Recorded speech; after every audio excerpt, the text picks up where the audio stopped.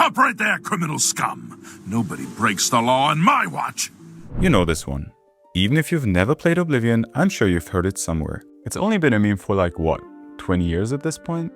Anyway, Oblivion might be one of the funniest games ever made. It's just sort of hard to explain to someone who's never played it. And that got me thinking, what exactly makes Oblivion so funny in the first place? So naturally I went digging, and what's underneath isn't just one funny bug, it's a whole cascade. Studio ambition, money, deadlines, technology that couldn't keep up. Somehow all of it just created this perfect storm and gave birth to a game that became an icon. A meme engine that 20 years on still hasn't stopped giving. So let's get into it. The genuinely stranger than necessary story of how Oblivion became a legend.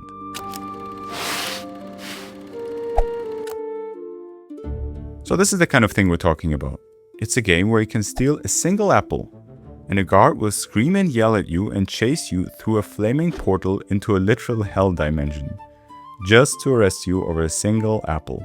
Where the camera pans and lunges into the stranger's face to start a conversation, something that looks straight out of The Office. And a stranger answers in a voice that changes its mind about how it feels 3 times mid-sentence. I see. Bye. Take care. Greetings. A game where you can win the gladiator arena, and your prize is a fan.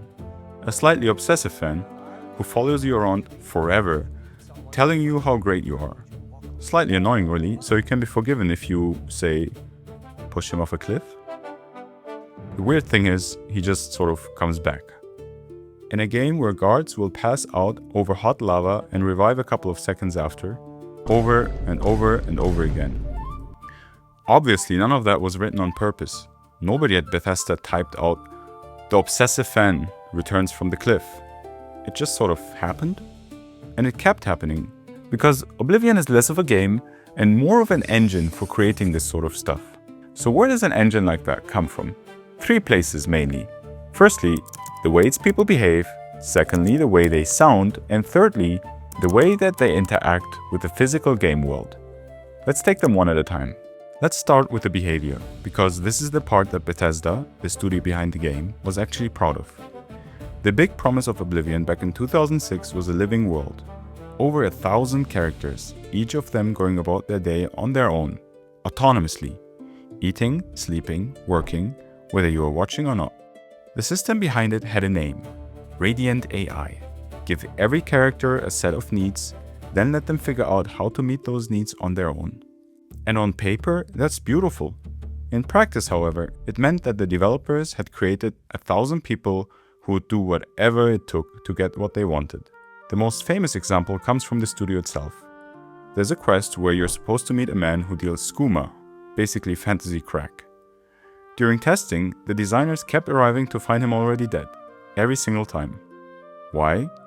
Because other characters in the town were also addicted to skooma, and when they ran out, they'd go to the dealer, find he wouldn't just hand it over, and murder him for it. The quest was unsolvable, because the NPCs would keep killing the quest giver to feed their own addiction. Designer Imo Pagliarulo said the early AI was, quote, "so goddamn smart and determined it screwed up our quests." Characters were robbing each other, killing each other, derailing entire storylines. It was wild out there. So before launch, Bethesda reached over and quietly turned the dial down a notch. Okay, the behavior explains what these characters do, but it does not explain the way they sound. And honestly, the voices might be the best part of the whole thing.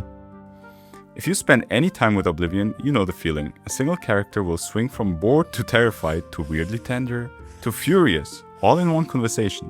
Like 4 different people, or maybe one that's a bit schizophrenic. It's about half the memes out there. And it sort of comes down to numbers. Firstly, there are over 1,000 speaking NPCs. Secondly, only a handful of voice actors. Roughly 1 actor per race. Which means 1 person is the voice of nearly every man you meet of a given kind. The voice actor for the Imperials, Wes Johnson, is basically most of the men in the game. So now you've got a handful of voice actors, thousands of voice lines, and a deadline. And the question any studio will ask is, what's the fastest way to record all of this? And this is the answer they landed on. And it's kind of the part that explains everything. They recorded these lines in alphabetical order, not grouped by character, not by scene, not by story. Every line in the entire game that starts with A, and then every line that starts with B, straight down the list to Z. Think about what that does to a voice actor. You're on line 900. You don't know who's saying it. You don't know if it's a threat or a greeting or the saddest moment of someone's life. You don't know what the line before it was or the line after is gonna be. You don't know if it's in the same town. There's absolutely no context. There's simply the next line that happens to start with the same letter as the previous one. So what do?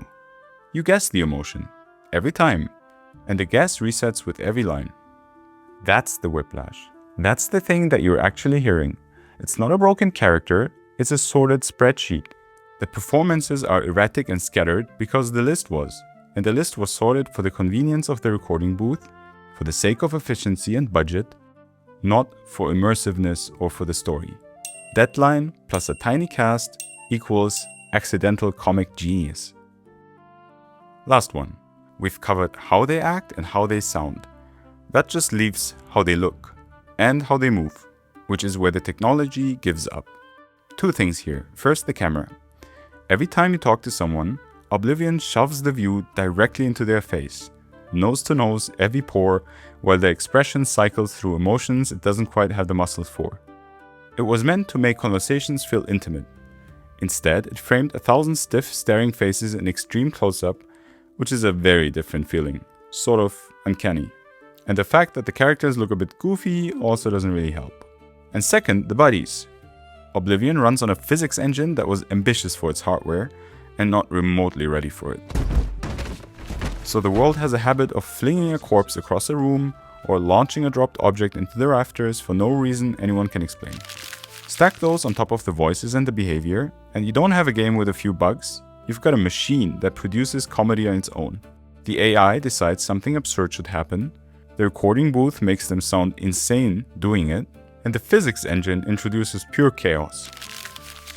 3 separate failures and none of them trying to be funny. So this is where it all comes back around. In 2025, Bethesda remastered Oblivion, new engine, new lighting, the whole thing. And they had every opportunity, every modern reason and resource to fix all of this. Re-record the lines in context, smooth out the faces, stabilize the physics, make it, a normal game. They re-recorded about half the dialogue, keeping the original cast where they could, and deliberately left the character of the things intact. Because somewhere in those 20 years, the bug became the brand. Fixing it all the way would have meant deleting the joke that sold the remaster in the first place. So that's the strange part. We remember Oblivion as this living, slightly haunted world. And it is that. But the thing that actually made it immortal wasn't the ambition. It was everything that went wrong underneath the ambition. The deadline, the tiny cast, the spreadsheet, the engine that just couldn't keep up. A pile of unglamorous mistakes that, stacked together, made something nobody could have predicted. Bethesda looked at all of this. The murders, the bodies in the lava, the mood swings, and they simply said, ship it. Stop right there, criminal scum! Nobody breaks the law on my watch.